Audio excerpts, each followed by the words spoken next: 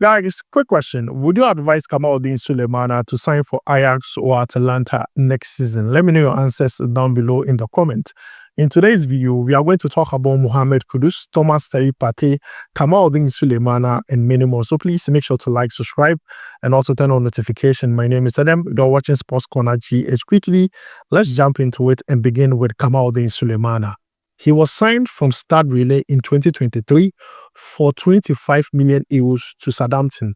That was the club's record fee as at that time.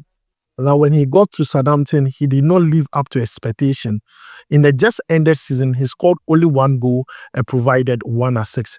But still, in last season, he performed extremely well under Ivan Juric, who used to be the coach of Southampton, currently the coach of Atalanta. Now, upon his appointment, he met with Atalanta's hierarchy and told them that, see, I have coached a player at Southampton and I want him at Atalanta. Atalanta listened to him and they went to Southampton, approached them and asked for the conditions necessary to sign Kamaldeen Sulemana. But Southampton are not going to allow the player leave at a cheap price because he was their record signing, 25 million euros. The first bid that was submitted by Atalanta was 10 million euros. It was rejected. Now, according to reports, the second bid that was rejected was 17 million euros plus add-ons and bonuses. So the total package is 17 million euros. It has also been rejected. Now, Southampton has told Atalanta that they want a total package of 20 million euros for Kamaldeen Sulemana before they can let him go to the club that have shown interest in him. So currently, as I'm speaking to you now, Atalanta have returned back to Italy so that they can re-strategize on how to get Ivan Juric's man Kamaldeen Sulemana.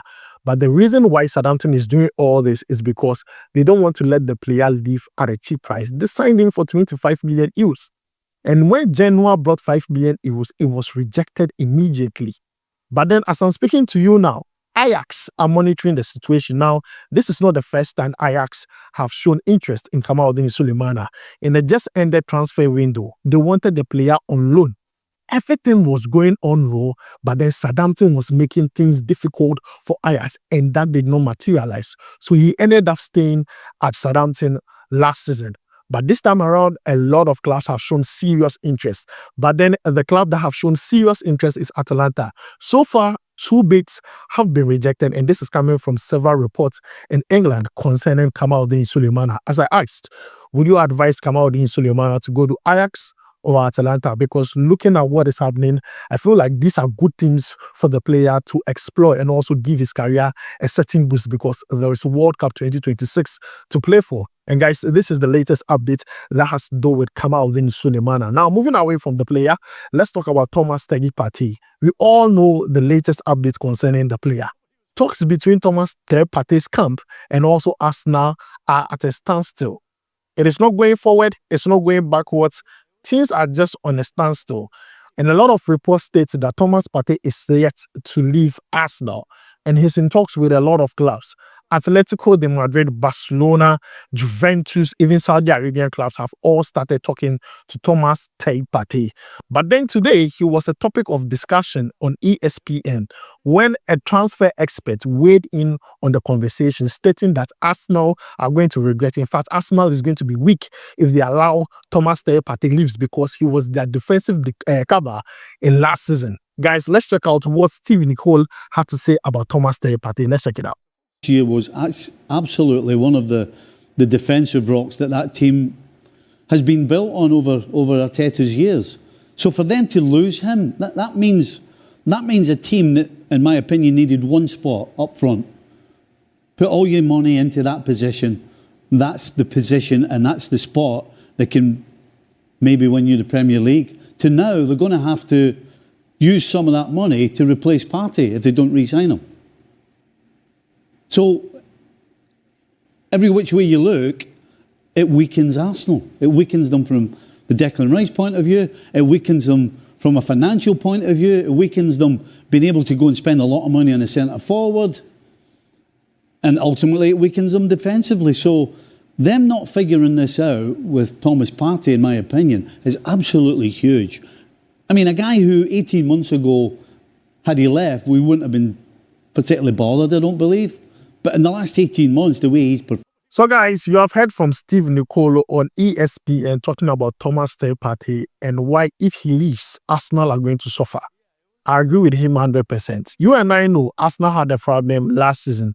That is why they went trophyless. They did not have a number 9. But they kept on trying to replace Thomas Partey. They were trying to put their focus where it was not needed. They brought in Declan Rice. It did not work. They brought in Mikel Merino, who is being used as a false 9. Currently, as I'm speaking to you, part of the money that will be used to sign a forward is being used to sign Thomas Partey's replacement, Zubimendi, who is currently in London to complete his medicals. And I keep on asking myself, to what end? Why don't you sign a centre forward? Put all your money in one basket. Go in for Osimhen, go in for Gyökeres, and see what happens in next season, because that was what they were lacking. But then in life, you don't know what you lose until it leaves you, until you lost it. So Arsenal fans, this is coming from a transfer expert. You have heard it. Let me know your thoughts about it down below in the comments. Now, moving away from that, let's talk about Mohammed Kudus. Chelsea has held further talks with West Ham concerning the player. Now, Mohammed Kudus is attracting a lot of interest from a lot of clubs ever since he changed his agent from his family members to Ruth Agency. It has been teams upon teams upon teams upon teams. A lot of people argue that he did not get a very good season with West Ham last season, scoring 5 goals and giving 3 assists. But immediately he changed his agent, a lot of clubs have started showing interest in the player. West Ham also needs money. They need money to comply with the PSR rule and also make sure to get signings for Graham Potter. So they have placed Mohammed Kudus on the market. They have offered him to clubs. Even Roof Agency have offered Mohammed Kudus to clubs. But currently, the only club that have shown serious interest in Mohammed Kudus is Chelsea so far. They are the ones that are making an effort and making an offer to West Ham for Mohammed Kudus. First one, when they approached West Ham for Mohammed Kudus, they sent player plus cash. They gave them options, the goalkeeper or some players. But West Ham told them that they were not involved. They were not really necessarily in need of any players. They needed cash. So Chelsea left the conversation and went back. But then someone from West Ham extended an olive branch to Chelsea, stating that West Ham wants a goalkeeper. So as I'm talking to you now, another further talks have gone on between Chelsea and also West Ham concerning player plus cash. Now, the player or the goalkeeper Chelsea want to use in this particular negotiation is Petrovic. You have all heard from Enzo Maresca that Petrovic is not part of his plans. They want to use him or Robert Sanchez in negotiations to sign Mohammed Kudus. Plus 30 million euros. That was the moment West Ham said, no, we are not accepting this deal. 30 million? Increase the money. Send it to either 50 or 60 and add the player. Chelsea said no. So Chelsea also left the whole negotiation once again. But then this is what West Ham told Chelsea when they were leaving. It's either you bring cash from 65 to 85 million euros or player plus cash, player plus 50 million euros. That's the only thing you are going to accept. Other than that, don't come back to this conversation again. So Chelsea took it in good faith and went back to their club. But then, guys, this is the latest update concerning Mohammed Kudus. Let's not forget, Manchester United stated that they were not interested in Mohammed Kudus as at this moment. From what we are hearing, Manchester United might be back to the whole Mohammed Kudus conversation once again, because things are going on, meetings are being held, and Mohammed Kudus names are being mentioned in this meeting. So please, let's take a note of this. We are going to follow up on this. Mohammed Kudus to Chelsea and Mohammed Kudus to Manchester United. Currently, these are the top stories concerning Mohammed Kudus' latest transfer. Now, Chelsea are looking for Mohammed Kudus because of one reason, as a replacement for Nkunku, Christopher Nkunku. You know, at first or initially, we all thought it was replacement for Noni Madueke. But from what we hear, the meetings that have gone on, it is a replacement for Christopher Nkunku, because Mohammed Kudus knows how to play a lot of position. He knows how to play number 10. He knows how to play as a second striker, false 9, left wing, right wing. What else do you need from a player? They need another player to come in and give a creative spark to the Chelsea team. So it's not necessarily that Mohammed Kudus is coming into the team to compete against Madueke or Neto. No, he's coming in to replace Christopher Nkunku. But then, guys, this is the latest update concerning Mohammed Kudus. We are going to follow up on this and bring you more updates concerning the player. Let's talk about Antoine Semenyo. According to David Oyston, Tottenham Hotspur have inquired to Bournemouth over Antoine Semenyo. Tottenham's possibility opposed to the 25-year-old, but Bournemouth's valuation of the Ghanaian international is deemed too high, and Spurs, like Manchester United, are not proceeding at the presence. Now, this is coming from David Oyston concerning Antoine Semenyo. The player has said in several interviews that he wants to play in European football. He wants to play in Champions League, Europa League. Bournemouth are not going to give him that. So he needs a club that is going to give him that. Let's not forget, Solanke went to Tottenham and won the Europa League. So definitely there would be a direct conversation between Semenyo and Solanke concerning the club. Also, Thomas Frank wants Bryan Mbeumo. Tottenham themselves want Antoine Semenyo. But then if the coach cannot get Bryan Mbeumo, who has decided that he wants to go to Manchester United, then the only option is Antoine Semenyo, who has scored 11 goals in the EPL last season. A fantastic player by all standards. I'm shocked why a lot of clubs are not rushing to make inquiries concerning this player. Tottenham are a very desperate club because they have a new coach, and also they want to do very well in Europe, because last season it was so bad. But then new coach, new rule, new team, new system. Let's see what happens with Semenyo, because currently Tottenham are not proceeding with the valuation that was given to them by Bournemouth. Same for Manchester United. They feel like the valuation is too high. So guys, let me know your thoughts about it down below in the comments. Next, let's talk about Kwame Poku, who is a free agent. Last season, he played with Peterborough in League One. He scored a total of 12 goals and gave 8 assists in 27 appearances.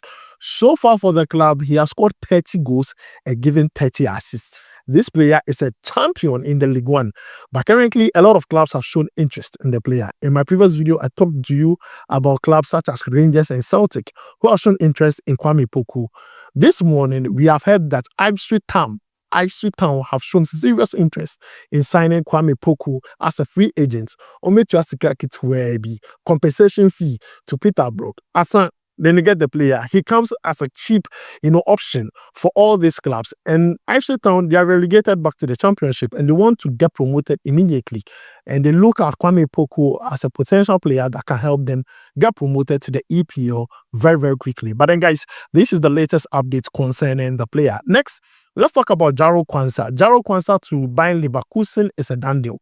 Yes, it's a done deal. It is almost completed for 30 million euros plus add-ons. Now, I talked about this player in my previous video, stating that the player wants to leave Liverpool because he's not getting regular playing time. Liverpool's primary centre-backs are Virgil van Dijk and also Konate. The player is not getting regular playing time, and he has told Liverpool several times, I want to play. He's not getting. So when Leverkusen gave that proposal of him replacing he was like, why not? Why don't I go to Leverkusen, get regular playing time, and see if I can call up to the England national team? Because right now, you need to get regular playing time. You need to start playing well to get call up to the England national team. And Erik ten Hag wants this player. It is 80% done, according to reports. Now, let's come back home and talk about the Black Queens. The Black Queens are going to play 3 friendly games ahead of their Women's African Cup of Nations tournament. Now, the Black Queens are in Group C with South Africa, Mali, and also Tanzania. And these 3 friendly matches, which you can see live here on your screen, would be against Ghana versus Malawi on the 21st of June. On the 25th of June, Ghana versus Botswana. And on the 29th of June, which is a Saturday, Ghana versus Nigeria. 3 friendly matches for the Black Queens as they prepare for their Women African Cup of Nations tournament. I mean, when Nora Hopto was the coach, papa, mama, papa, it was going on well. But immediately Kim Last took over Muchebaya, we are just moving backwards. I mean, Muchebaya, we are just moving backwards. Yet to me, we need match. We are just conceding and conceding. Meanwhile, it's the same players. You bought my point. So, guys, this is the latest update concerning the Black Queens. 3 friendly matches for them. 21st June, Ghana versus Malawi. 25th June, Ghana versus Botswana.